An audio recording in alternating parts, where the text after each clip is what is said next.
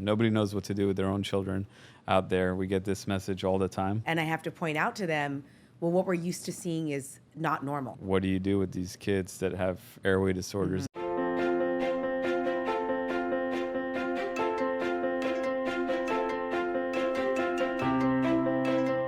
My name is Dr. Piya Gandhi, and welcome to my podcast, the Pediatric Breathing Project. I'm actually in the studio of Dr. Alfi here because we are interviewing each other. But Dr. Alfi is an amazing surgeon, airway-focused. We've known each other for 20 years or so since our days in New York. And I'm so honored to get to work with him and chat with him today about what airway treatment looks like from birth all the way through. Yeah. It's a pleasure to be here.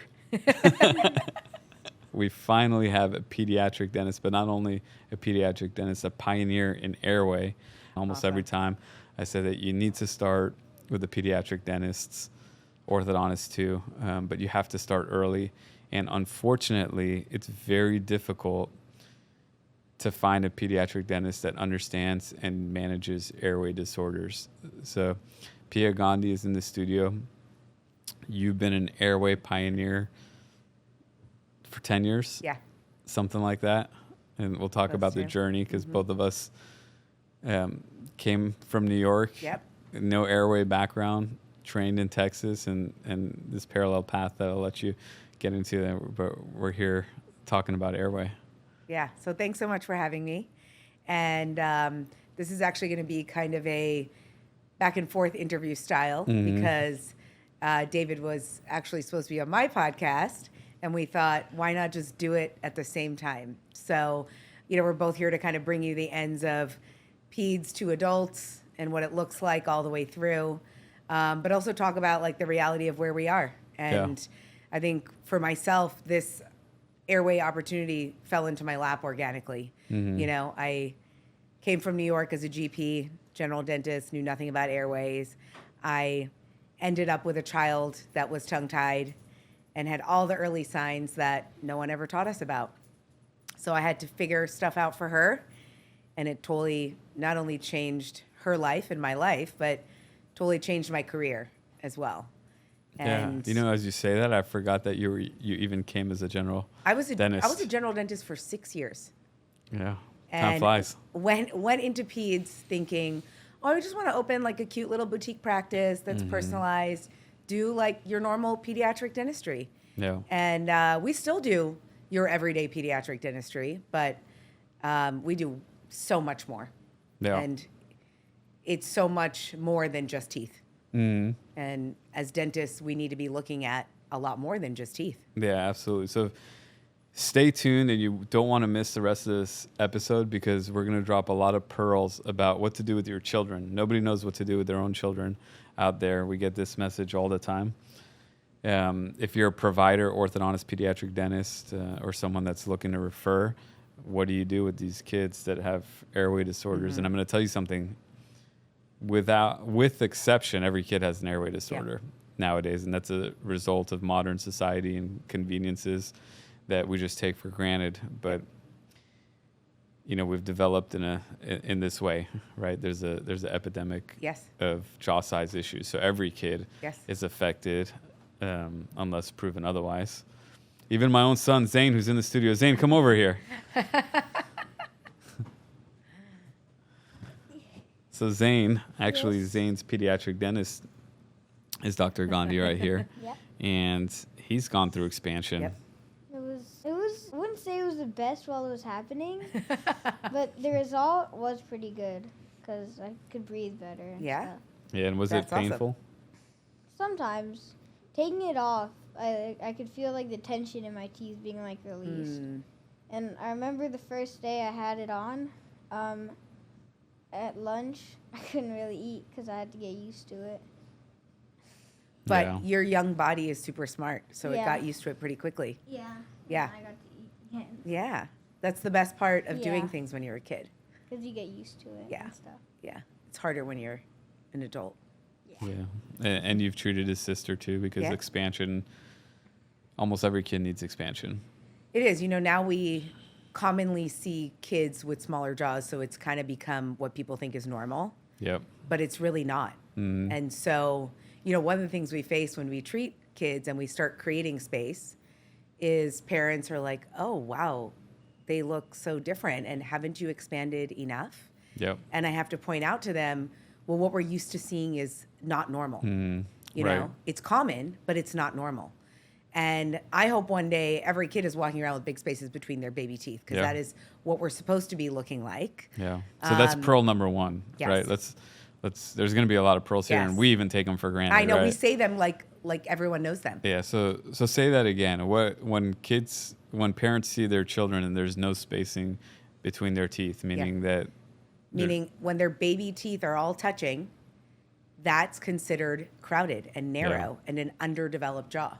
Yeah. So we really should see nice big spaces between every single baby tooth. And it makes sense because if you think about it, the adult teeth that are all forming up here are much larger. Right. So we need space for them. We need space for them. And a lot of that growth, especially the upper jaw, is peaking around age 4 or 5. So we don't need to wait until they're 7 or 8 and we start seeing all the crowding to really make a difference. Right. So that's interesting because you would think if a kid has straight teeth, well aligned with no crowding, they're good. But no. No. They need space. And then the reality is that almost every kid has crowding, right? And they don't have room for even all their permanent teeth to erupt normally. Well, we know that, right? Some kids don't even have room for their canines. That's a very common situation. Wisdom teeth is almost everybody has no room for their wisdom teeth to erupt. Some kids have no room for their second molars to erupt. Yes. But even if they have room and they're touching, that's an issue. Yes. Yes. And also, the earlier we can get in there and start expanding the bone, all those permanent teeth are sitting up there already. Yeah. So we're essentially aligning them better while they're in the bone. Because if they don't have room in the bone and they sit in there long enough, they are going to start turning to get themselves in.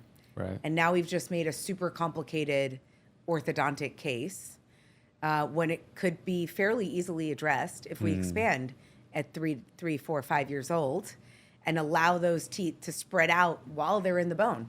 Then they just drop in where they're supposed to. Right. So, when I start this young and then get to see these kids through, when they're older and they need, some minor Invisalign or aligners, it's easy because all of those teeth had room to come in when they were already in the bone. So it makes the whole process just so much simpler.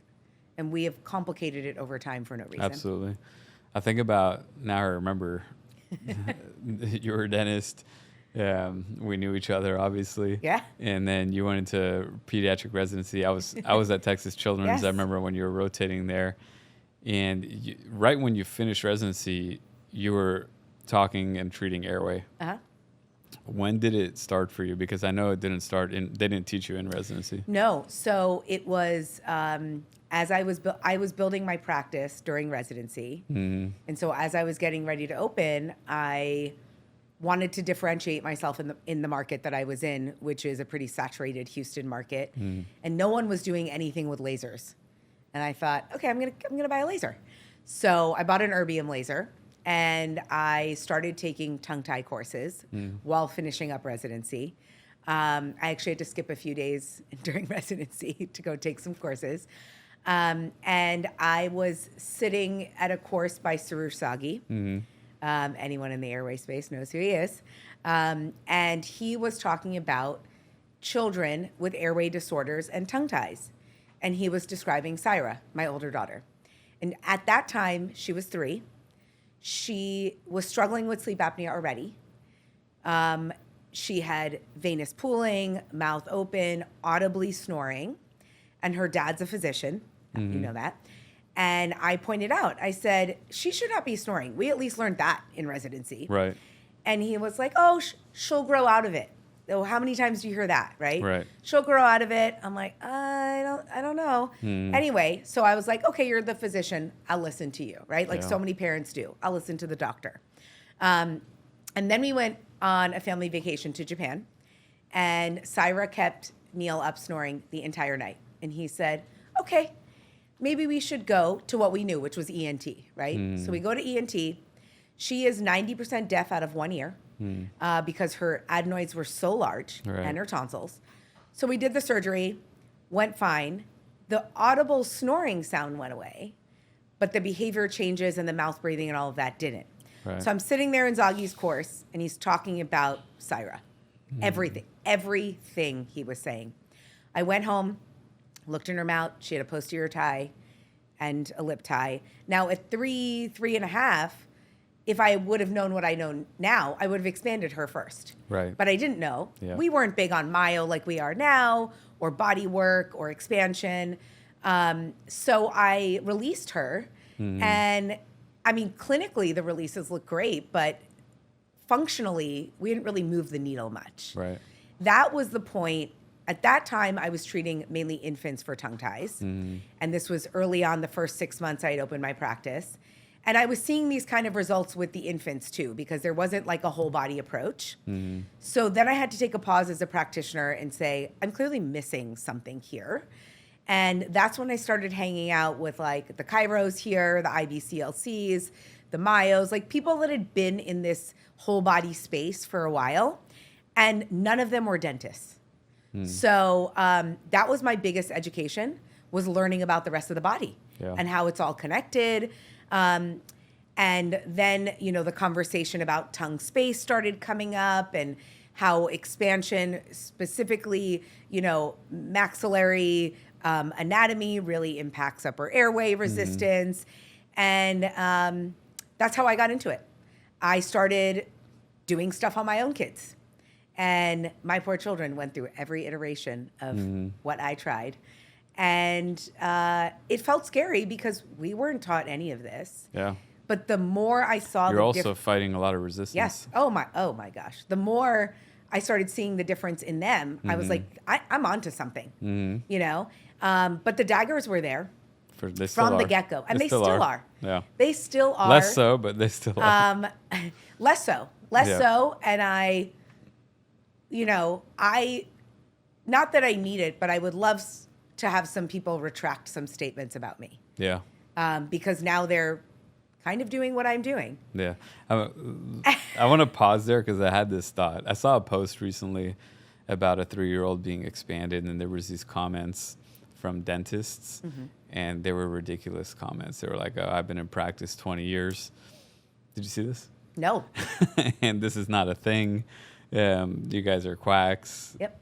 You don't need to expand children. There's no evidence for this. And it's going on and on. There's so many daggers there. And this is today in 2026. But we know clearly. This was, 2016, 2017. It was even worse, you know? But the people that are doing this, I mean, we all see the difference. Oh, yeah, for sure. It's clear as day. Yeah. Yeah. And there's evidence and there's data. Yes. And so those arguments are. Our dental societies are telling us that we need to be looking at sleep. So, you know, they're even recognizing this. The real issue, in my opinion, is ego. Oh, yeah, 100%. You know, for that doctor that's been practicing for 20 years, right? She would have to admit, oh my gosh, I have let all these children suffer because I didn't know. Right. And the only reason you and I are where we are in our field is because we keep trying to make ourselves better and learn things that we don't know. Yes.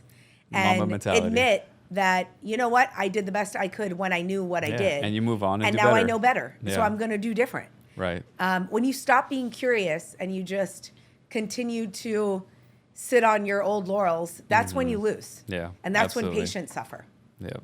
You know? Absolutely. So you just have to block out the noise. Yeah. But this is what there's something about this because, and this is a message to all the dentists, physicians, orthodontists, pediatric dentists that are putting information out there that this is bogus, this is BS. The internet, whatever you put on the internet, it stays on there. It's forever, right? So, you know, if you're saying this stuff last year, this year, 5 years ago, and you're putting it out publicly, know that in 5 years, when everybody knows that the standard of care is expanding early, that airway is a real thing, your information is on the line and it's online, it's Yes. public, and you can't take it back, right? So just be aware that some things will not age well, Yes. Yeah. and that's going to happen very soon. And in my opinion, just don't comment on it. Yeah, You know? if you don't really know. If you don't really know, 'Cause just it's gonna- don't, it's just gonna don't be say there. anything. Yeah, You know, I agree. it's really not I that agree. hard. It's I'm really just saying not. this as a service to Yeah. you because you don't want this out there in 5 years. It's clear as day, and there's a reason it's so much more popular now than it was Yes. 2 years ago, 5 And I years love ago, to see the 7 years growth. ago. I mean, absolutely. You know, it's interesting It's very because there, as you said, there are so many children and adults to treat. Oh yeah. So, It- like, one of my everybody goals with is it. getting more providers to do this. Yeah. I for am sure. not trying to keep this information to myself. Right. No, I cannot physically treat all the people that need to be treated. For sure. The more mainstream it is, it's better for everybody. In every single way possible. Yes, especially the parents, because they get conflicting information Yeah. all the time. The struggle I face right now is I am, you know, expanding a child that is maybe not our general patient in our pediatric care. Right. So then they're going to another pediatric dentist for their routine checkups, and those pediatric dentists have no idea what they're looking at. I got a call yesterday from a mom. I want to take his expander out. Our pediatric dentist said it's not necessary. And I said, well, they are not really trained in this. And why is the reason that you came to me first in the first place? Right. Like, you came here because you had a concern about something. So it's very confusing for parents, and I don't blame them. But who ends up suffering? This child, Yeah. you know, that is clearly struggling with an airway issue. Right. This is a lifelong. Yes. We don't Issue. treat it now. They end up in your chair. And the biggest impact of that, That's if they become aware. if they become aware, and now their whole body has taken a much greater toll. Yeah. I mean, like Zane was just saying, you know, when you're a kid, sure, you have a day where it feels weird. Yeah, he and then your tolerated it body fine. bounces. When you're an adult, every system in your body has now been compromised by 40 whatever years, 50 years of poor sleep. And there's some things that you can't take back. Yes. Right, because you're talking about critical years of development, Yes. cognitive function, performance in school, years of learning, focus. So for, one thing is career trajectory, school, social, Emotional regulation. emotional regulation. This stuff is going to be permanent, right? Yeah. So the earlier the better. So on that note, how early can you start expanding? Can you take me through Yeah. a 0 to 10 year? So Like go one 0, thing, 1, 2, like 3, 4. Pearl for parents. Yep. Newborn photo shoot. If the baby's mouth is open, they're already a mouth breather. That's the time. Take them to get evaluated for what their palate looks like. Yeah. Screen them for tongue tie. All right, Lip tie. Let's stop there. Forget the photo. Should we screen every single kid for airway? If I could get a hand on every baby that was born, There you go. that would be the gold standard. Yep. And who I would bring with me is a well-trained infant body worker. Because the stress and strain from birth in itself Yeah. is going to create feeding issues if we don't have those things worked out. Tie or no tie. Yeah. And how does that palate start developing well? By feeding correctly. And so many babies are already compensating because they don't have the right structure. They have cranial strains. Right. And, we have now stuck a bottle in their mouth or a Yeah. pacifier. When really, at that age, all they need is some manual manipulation to work out some strains that were caused in utero during birth. Yeah. And now you have put them on a totally different growth trajectory. So that's step one. If we could eliminate the red tape from all these hospitals and get well-trained providers to go in and screen, and screening is not difficult. No. Yep. It doesn't have to be a dental professional even, It's amazing to me once you start recognizing these patterns. My children can identify people with airway issues. Oh yeah. It is My kids easy. point it out all the time. It's easy, So birth, that would be great. Yep. And it's not just, there's a tongue tie, we need to Right. clip it or laser it. That's not it. it's looking again at the body system. How tense is that baby? The palatal shape is already set up. You know, some of them are already high and vaulted, you know, so we got to get some manual manipulation in there. Right. We do need to treat the tongue ties early. We do need to see feeding professionals, IBCLCs, to make sure that the mechanics of the tongue are working, because every time we swallow, we expand the palate if we're doing it correctly. Right. Or if we're doing it incorrectly, every time we swallow, we overuse our cheek muscles and we narrow everything. Right. So it is really, and everyone knows how pliable babies are. Oh, yeah. Those movements are very, very impactful. Yeah, and I would say the first year of life, the most critical for jaw development. Yes, yes. So impactful. So like in our practice, we talk about baby-led weaning. We are big, big fans of early myo-munchie use, nasal hygiene, even as an infant. All of these practices is setting a baby up for success for life. Yeah, absolutely. Now, let's say... Can you comment on breastfeeding versus bottle feeding? Yes. So breastfeeding mechanics, totally different than bottle feeding. And I will say, yes, there are situations where breastfeeding is just not possible, but that's where a well-trained professional comes in, because there are bottles that can mimic the movement of breastfeeding. So when we breastfeed, that elevation and suction that's created from the tongue, if done correctly, literally puts lateral pressure on the maxilla, like an expander. That's exactly what it's doing. Yeah, the tongue is the natural expander. Yes. And the best one. The best one. The best one. If we are on a bottle, on a passy, that substance is so much more firm that it's actually holding the tongue down at the alveolar ridge level. And then the pressure is going down there, and we're really using our cheeks to suck. Yep. And what the cheeks are doing are narrowing. Yep. So we're going high and narrow versus wide and flat. So that's it. I mean, your tongue is supposed to be your natural growth guidance, palatal expander. That's why we got to get those babies' lips closed so that their tongue can be up. Let's say 0 to 1, we kind of missed that mark, right? We were told by whoever we went to, just give them a bottle, whatever. And now we're already mouth breathing. Some of these 1-year-olds are already like, children should be silent and still, lips closed, tongue up, not noisy while breathing. sleeping. Some of these 1-year-olds are already heavy breathing. You can hear them. So if an infant, I should say if a toddler has first molars, I can put an expander in them. Before then, we're doing more therapeutic things. Munchie, working with an SLP for oral motor, through feeding, chewing. But once we can get an expander in, then we'll go that route. Now, do I commonly expand 18 months old? No.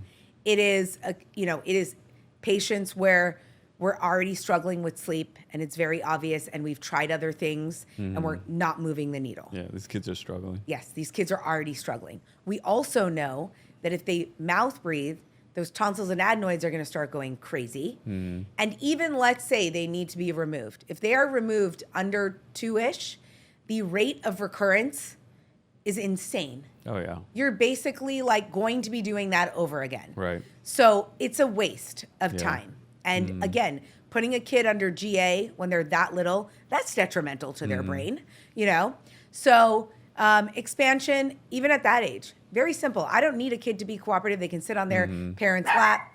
All right, I'm going to comment on the tonsils and adenoids for a sec because, not most people, but many people will buy an air purifier, for example, from Costco or Target, right?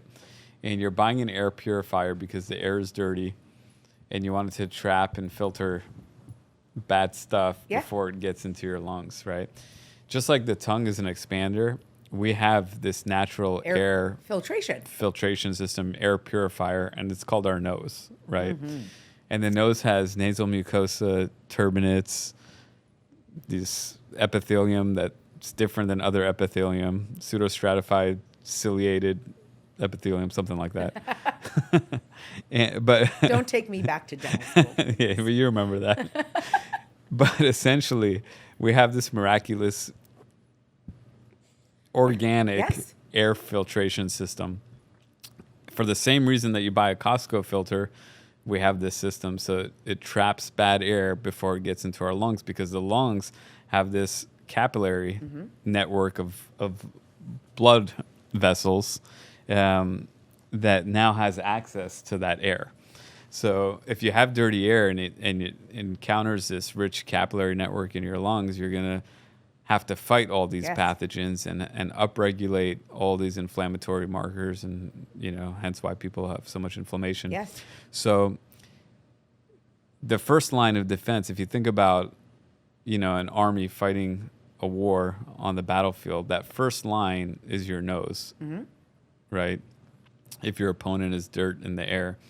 Your second line is your adenoids and your tonsils, because that's lymphatic tissue. Yep. So it would make all the sense in the world, the way our bodies are designed to compensate, that if you're not breathing through your nose, which means that your air filtration system, which you bought from Costco, you didn't plug it in, right? You forgot to plug it in. It's sitting in the room, but it's not plugged in. It has no electricity.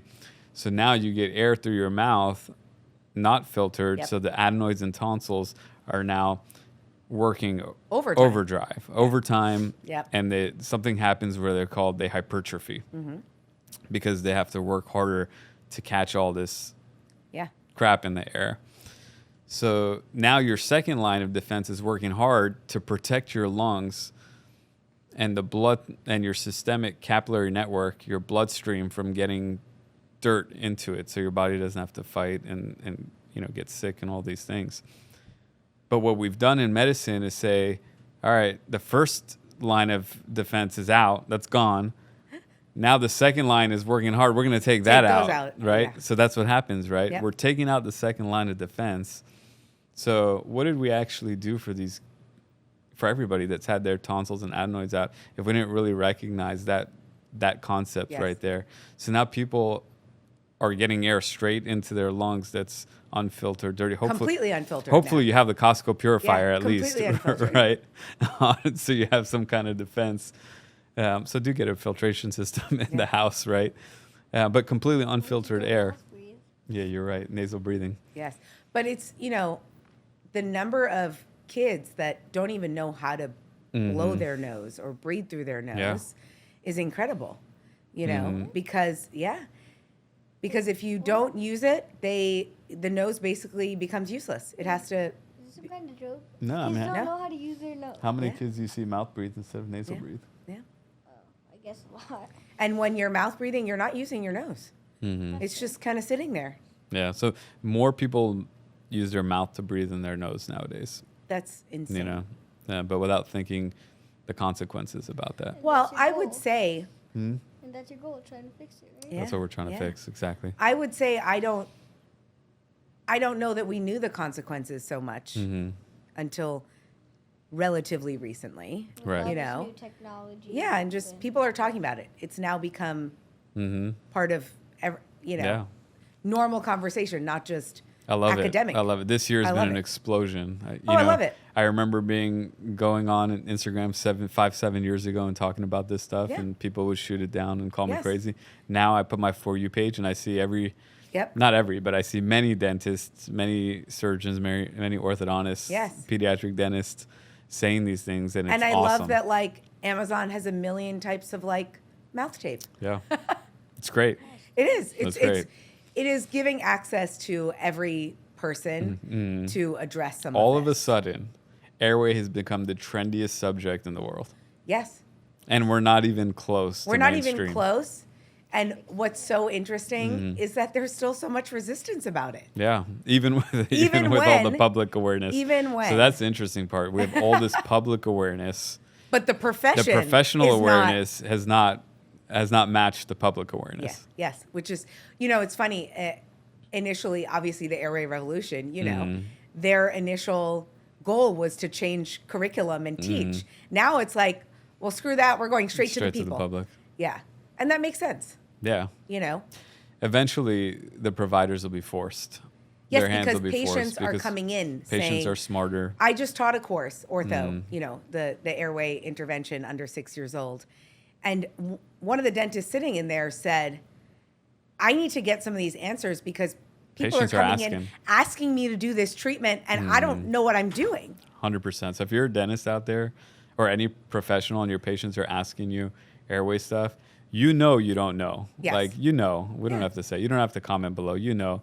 But sign up to the Custom Orthognathic Surgery Airway Conference in Miami, June 5th, 6th, and 7th, because for 2 days, after 2 days of lectures from this expert panel, you'll go back home and you'll know what to say. And you could teach more people, expanding. Yeah. Yeah, spread awareness, right? Yeah. Yes. You can talk to your friends about mouth breathing. Yeah, call them out. Lips closed. My friends could tell their friends. Exactly. That's how it works. Branching out. Exactly. Eventually the whole world will be aware. That's exactly what this is about. Yeah. All right, So back on it. We're at age 1 to 2. 1 to 2. And we're still, So you said expand as early as... We want to treat it as early as we catch it. Right. So I would say the average age that I treat is 3 to 4 years old. And that is when symptoms start to really uptick. Right. Is So it easier than at 3? More parents are noticing. In terms of appliance design, it's always easier when we have more teeth to anchor to. Sure. So that's why I really only reserve when they have just a first set of molars to the cases that really need it right now and we cannot wait. Yeah, but you're talking about pediatric molars. Pediatric molars. Because, all the way. Because many orthodontists are waiting for permanent molars. Before they start treatment. I don't really care what teeth are in the mouth because honestly, I'm not treating the teeth. I am treating the jaw. Yeah. So that's a common question I get. Well, they haven't gotten these teeth. Or what if they're losing teeth? I don't care. Right. The teeth that I'm putting this expander on, they're not going anywhere. Everything else is free to do what we want. And we know, especially if they're in the 5, 6, 7-year-old range, once we start expanding and making that room, they are going to start losing teeth because now the teeth have somewhere good to go. Right. So they're going to start dropping in the bone like they're supposed to naturally. Right. So I would say like 3, 4 and up, we are doing, I personally love fixed expanders, meaning ones that are glued in the mouth. And I just want to put a little caveat here about rapid palatal expansion. An expander with a screw does not mean it's a rapid palatal expander. The screw expander has gotten a very bad name. The only thing that makes something a rapid palatal expander is if you are expanding rapidly with it. Right. So we It's do just not your do rate of It's the expansion. rate of expansion. It's not the actual device. So we do not do rapid expansion because we try to work with the whole body system and the nervous system. So we do slow to semi-rapid, but most of our appliances do have a screw. Right. Now, if we have a kiddo that is super uncooperative, I can get a expander in any kid. I mean, most of my kids do not do what I want them to anyway. Right. And the process of getting one made is really easy because they're 3D printed and they're custom. Yeah. So we just have to try them in, even if it's on a parent's lap, and then we fix them in permanently. Yep. Or semi-permanently, I should say. And the kids are tolerating them. Tolerating it? Totally fine. Yeah. Kids are so adaptable. Like Zane said, it feels weird for about a day, And then you get used to it. And then you have it there for a few months. Yeah, and then it becomes part of your body. And then it feels like one of you. And Yes. then you get it taken off. And then it feels better, right? And then you have Well, to get used to it again. You feel like all the space Yes. where your tongue can I've had go some now. kids not want me to take it out because they feel like now it's part of them. But average time of expansion takes about a year. And that includes 6 months of retention. So we're in these things for approximately a year. Yeah. No real pain associated with it. Kind of very easy visits. We have some patients that live out of state, so we'll do hybrid virtual. They come in about 4 times during that yearly process. So really manageable and easy. And like I said, not painful. So, a year goes by like that. And it's a year that's going to make a huge difference. 100%. Yeah. But, it doesn't end there, right? It doesn't end with the appliance. Right. We then have to retrain our musculature. So tie or no tie, we have to do some myo oral motor therapy. 100%. Because those muscles are either going to help us or they're going to work against us. Yeah, and that's the same for adults. That's Yeah, same for my yeah. the patients in my... And if there are any orthodontists out there, if I could implement one thing in your practice, it's get a myofunctional therapist. 100%. It will change your outcomes. We have just become accustomed to this. You just need orthodontics 3 times. Well, why does that happen? Yeah. Because we have not trained the muscles to help support the movement. Yeah. So just like in babies, that tongue muscle was either going to help us or hurt us. Yeah, same thing with adults. Thing. And we see Same it. exact thing. I don't know how many patients I have 30s, 40s, and they say that, even between their age of 30 to 50, 50 to 60, that their jaws are growing backwards, down. Their arches are becoming more narrow. They're becoming more crowded. We see this all the time. Yes. Well, the thing that shocks me most is like our benchmark for a 4-year-old is 30 millimeters intermolar, right? I don't see many adults anymore, but when I did, a lot of them were hovering. Patients don't have 30 a lot of them were millimeters. hovering around that 30, 32. And I'm like, that's because your natural growth peaked at age 4. And then that was it. Your muscle function didn't help you. So, these things don't magically fix themselves. Right. Yeah. So expand as early as possible. You got it. So basically then from age 1 to 12, it's all the same. Yeah. It's expansion, It's myofunctional therapy. Myofunctional therapy, lots of coaching on Right. how we eat, what we eat, nasal hygiene. Correct. Because it's not just here. Yeah. It's here. It's everything. It's everything. Yeah, it's posture. So you have to clean house, and I would say that's the biggest struggle. Yeah. We live in a society where the, American diet is not helping us in any sort of way. Yeah. We're not chewing like we should. Our nutrition is not what it should be. And that is starting at a very young age. Right. Yeah. Yeah. The pouchy things, the vessels we drink out of, hence the myomunchie. Yeah. And why it comes in all sizes. Because everybody needs to chew more.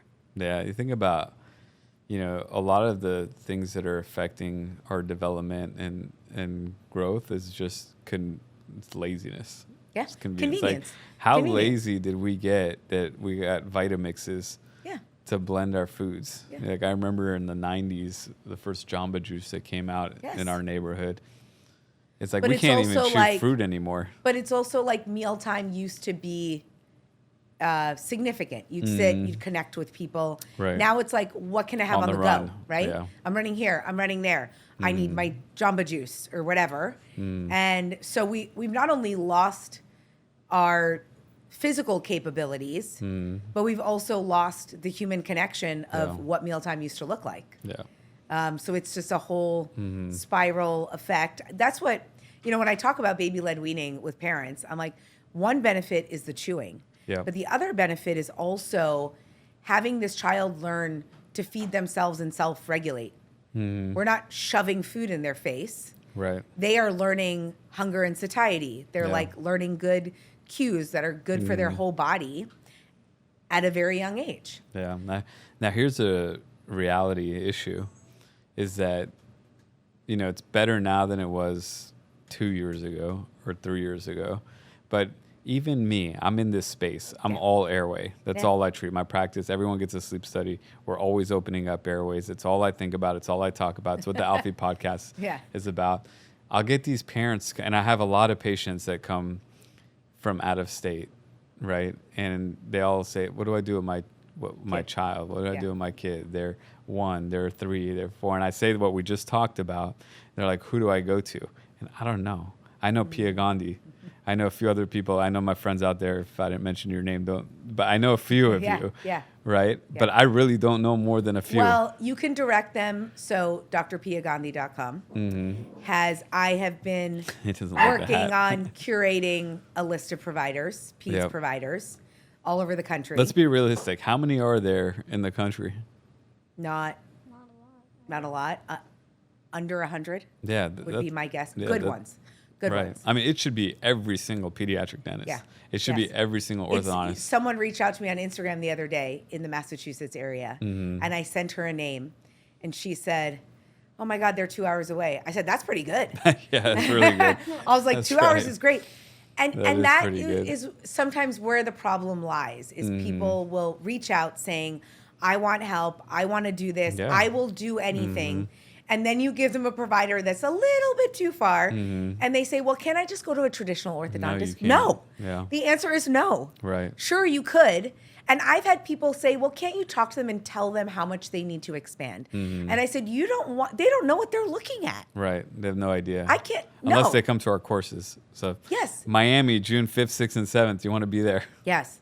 And then in September, if you're peds and want to do kids under 6, in Denton, Texas, which is not the sexiest location like Miami, but it's a 2-day intense course. Yeah, but you got to do these courses. You gotta do these courses. Go to every single one of them. Yes.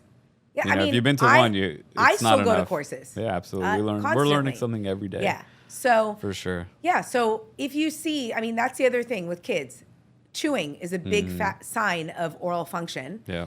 And so, when we're talking about, we've also normalized toddler picky eating. That's not a thing, okay? Kids should be able to eat everything an adult should be able to eat. Right. So when I ask parents, is your kid picky, or are they selective about what they eat? That's true. I ask them, do they eat meat that's not in a hot dog, nugget, shredded, or ground form? Do you know why? We've already pre-chewed all that stuff for them. Yeah. Can they handle a piece of steak and chew it and swallow it? Yeah. That is a huge sign, and that's something parents can test their kids on easily at home. Yeah. So if you're a parent out there, give your kid whole foods and see what happens. Yeah. Don't buy these pureed pouch. Yeah. No. And don't Give eat the them real chicken food. nuggets. Yeah. I agree. always say So- get the whole food, not the puree form of it. Yeah. So I know, and throw your daggers. I know most orthodontists are not on board yet. Oh yeah. I know it. I know the American Association of Orthodontists is dabbling now. Did you see that white paper? I did. Yeah, exactly. Come at me. So I know where their stance is, and I haven't been up to date with the Pediatric Dentistry board. Where are they? They are also lagging. Throw your daggers. They are lagging. And I'm Right. gonna say something about, the AAPD, for example. Yep. The conference is every Memorial Day. For a few years, I lectured on tongue tie. They had a Yeah. whole pre-course day on tongue tie that sold out, over 1,000 people. Well, obviously there are politics playing a role in this, but they have no one talking about this anymore. And Audrey Yoon will be there, and I love her, but I feel like they have her there rather than a pediatric dentist because they feel like it's safer. Well, guess what? We need pediatric dentists doing this. Yeah. Audrey Yoon's a badass, and I love her, but this conference is not orthodontists. It's Right. pediatric dentists. Yeah. I mean, this So is you need a pediatric dentist teaching pediatric dentists how to 100%. do this. I mean, this is the biggest opportunity. And the reality is people are going to stop going to these conferences when we're not talking Yeah, about the you current gotta- events for and the sure. relevance of it. You go to Miami instead Yeah. and stay at the one Well, hotel. that's why all these specialized conferences through the are coming up. So, sure. I mean, come on, back us up here, Yeah, I Someone's agree. got to go to bat. And Someone's it's got to not go to gonna bat age. for It's not this. going to age well.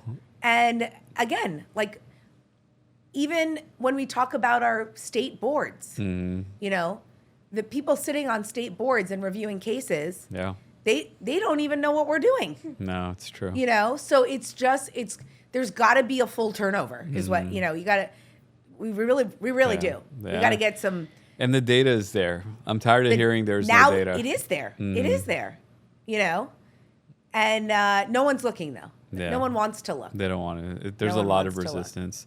Yeah. Humans I do not will like also change. say, again, not trying to throw daggers, but I also feel like some of the information that's out there that might be creating some of these statements coming back out from the AAO and Sure. AAPD are things that are supposed to be growth guidance appliances that are being portrayed as expanders. Yeah. I And mean, being that's the issue. misrepresented. Yeah. So it's like the tongue tie thing. Right. I understand why pediatricians think tongue tie releases don't work. Right. Because they were done in a poor fashion for a long time. Yeah. And without myofunctional With no therapy. collaborative care, Right. with a blade or a scissor, and then no functional change. Well, obviously there was no functional change. Right. We weren't doing any functional training. Right. The same thing with these growth guidance appliances. Mm-hmm. We're saying call it whatever you want, MyoBrace, Healthy Start, Vivos, Tooth Pillow, Mm-hmm. and you're going to get expansion. No, you're not. Mm-hmm. You're going to get better muscle function. You're going to get better lip closure. Right. You're going to get better nasal breathing. And yes, it will definitely improve sleep quality if you can get that.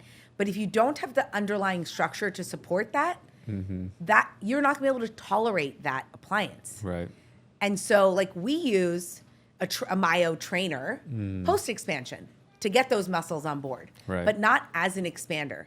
But I think that's part of the problem is like there's too much information floating around that is Yeah. inaccurate. Yeah, and a lot of that is because of the resistance from the organizations themselves. Yeah. You know, it's like you have the Wild West out there because the bigger authorities are poo-pooing it. Yeah.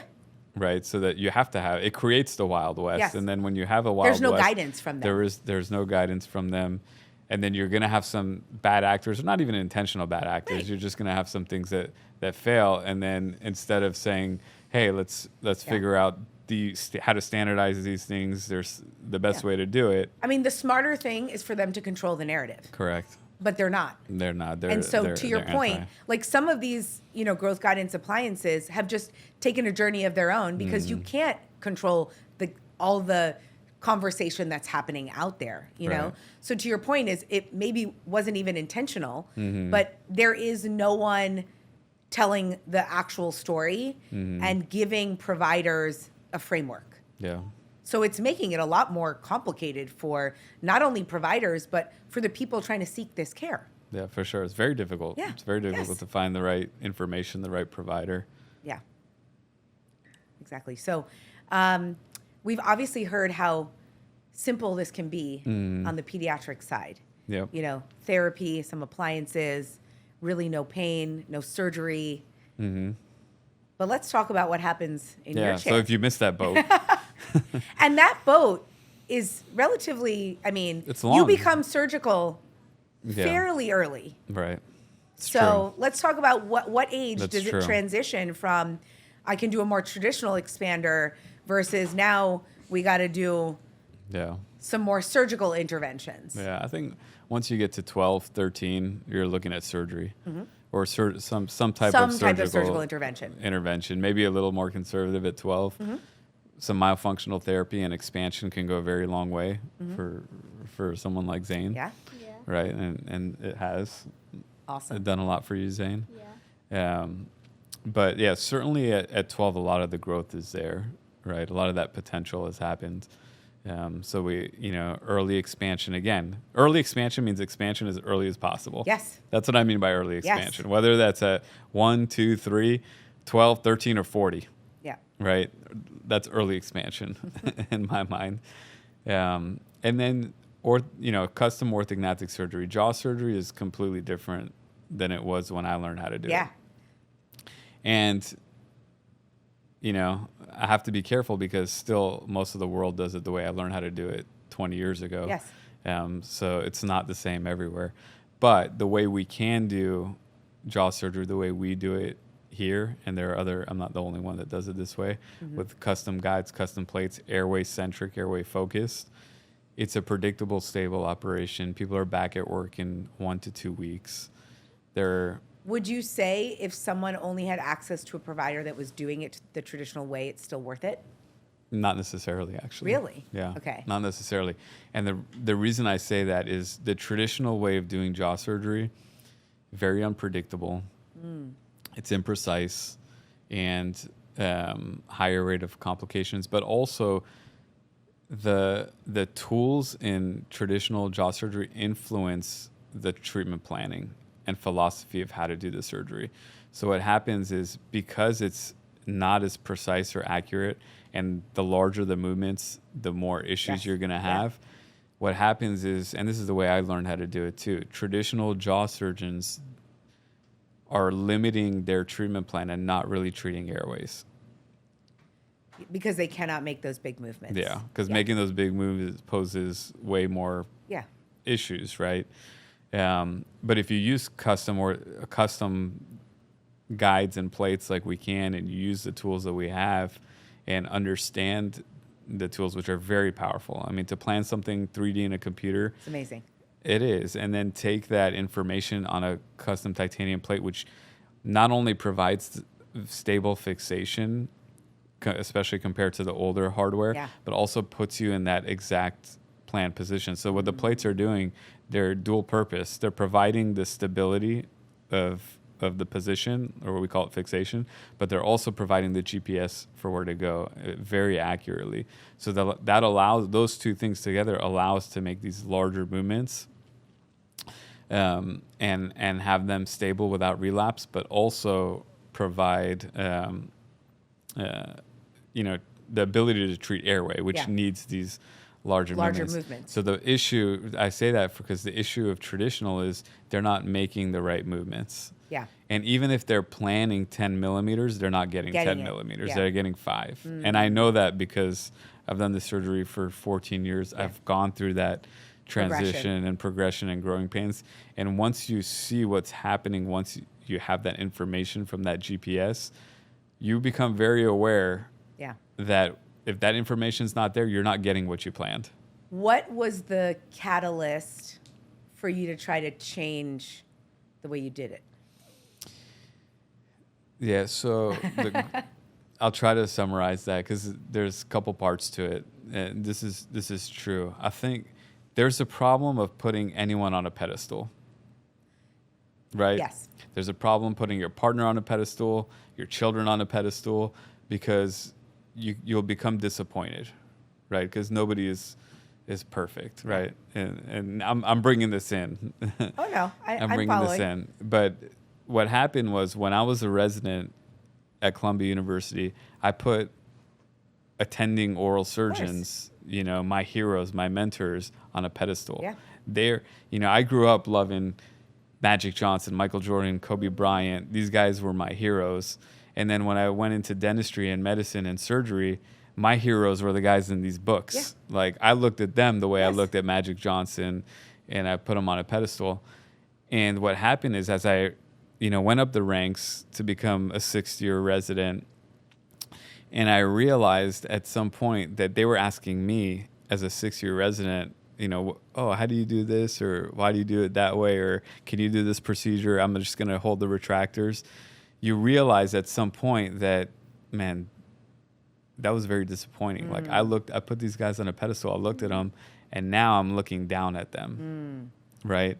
And it was like a 180 thing when I was leaving residency. It was such a disappointment, and it was my fault. I put them there, but it was a disappointment for me.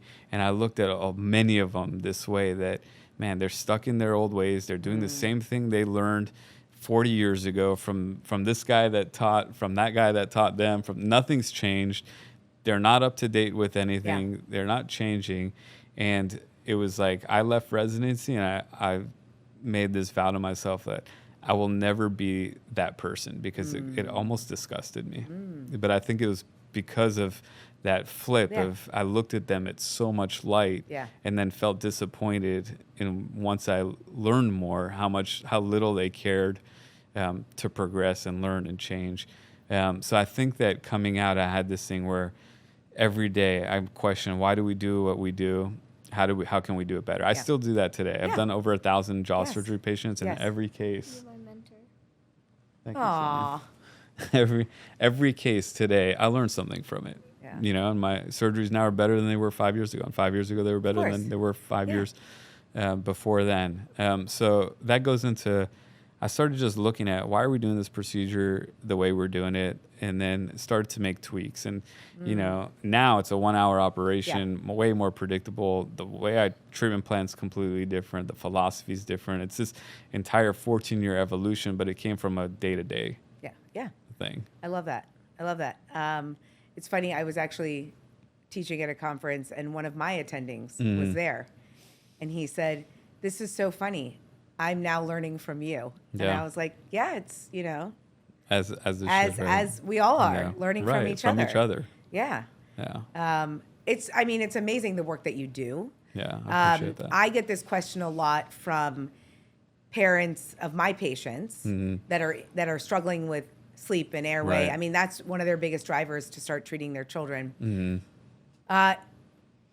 And we What see is- that vice versa. We see Yes, yeah. we see, parents that come to us Yes. after they've discovered it for their children, and we see, the people that come to us that have children, and then we Yes. say, hey, how do we get our children? Yeah, And so and it's a bi-directional thing. The one thing they always ask me, well, what does the process look like? Yeah.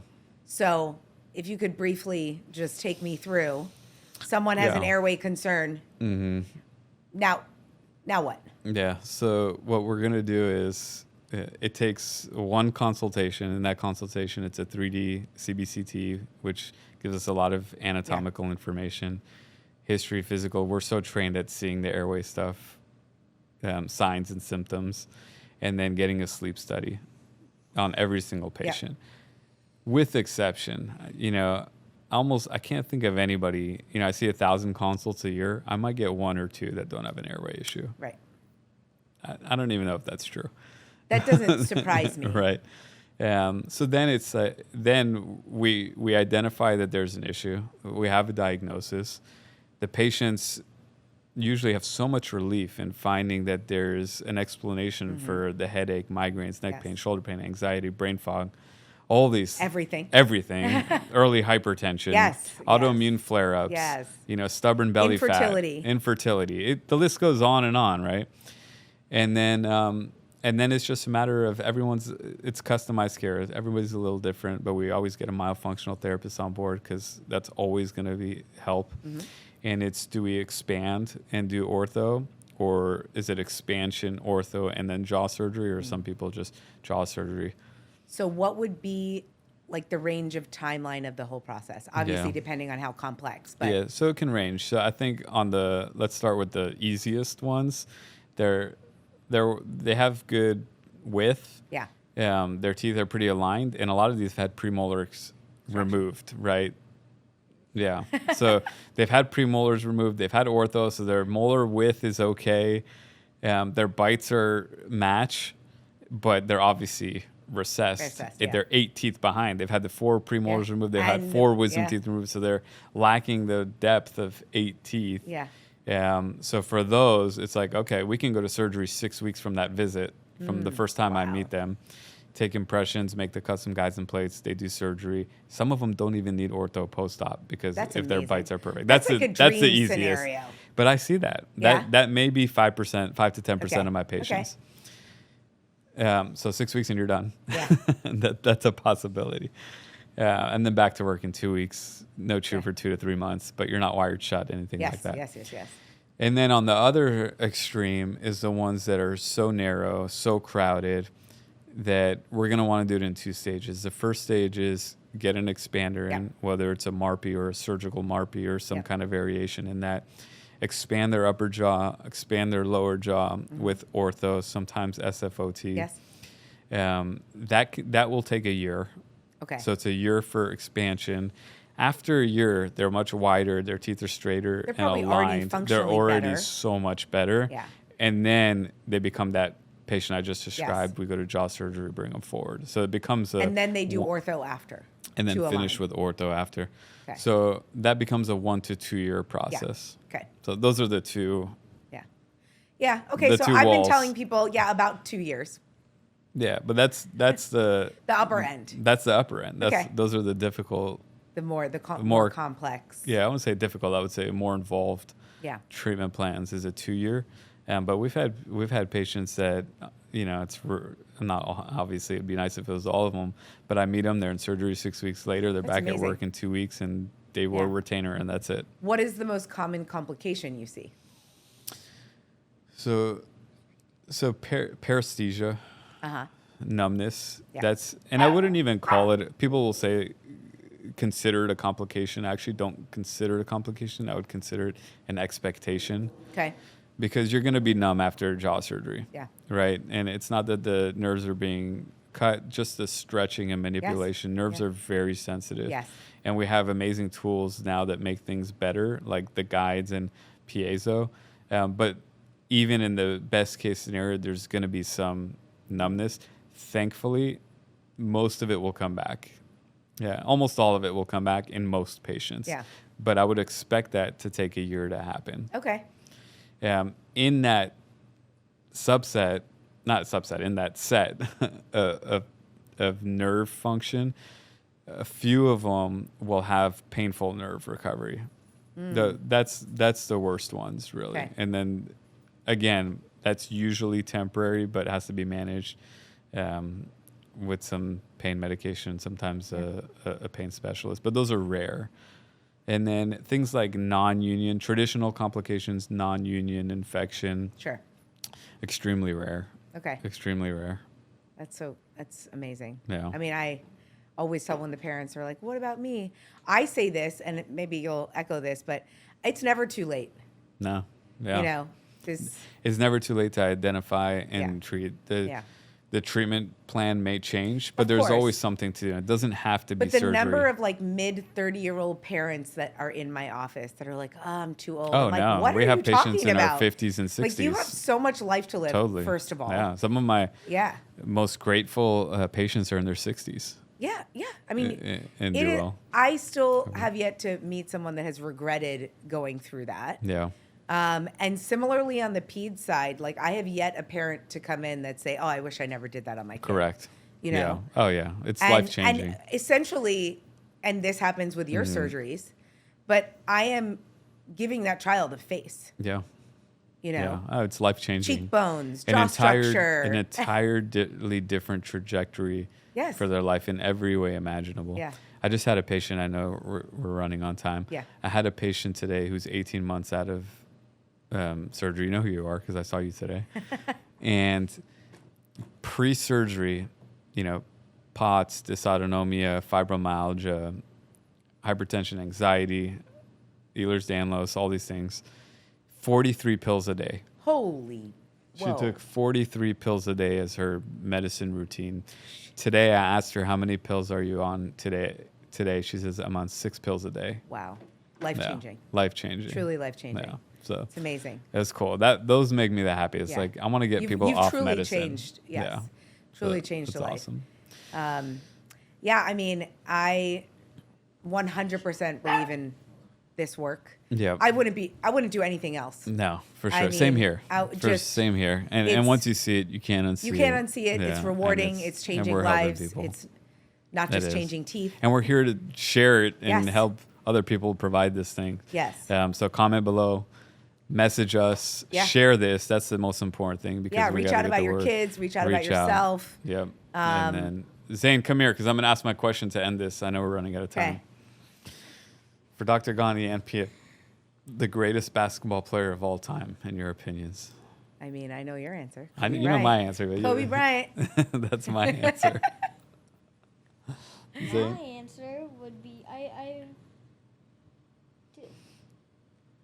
Kobe. All right. I have one more. Okay. Okay. Your Your dad? dad? Ah, nice. I love it. Well, thanks so much for having me.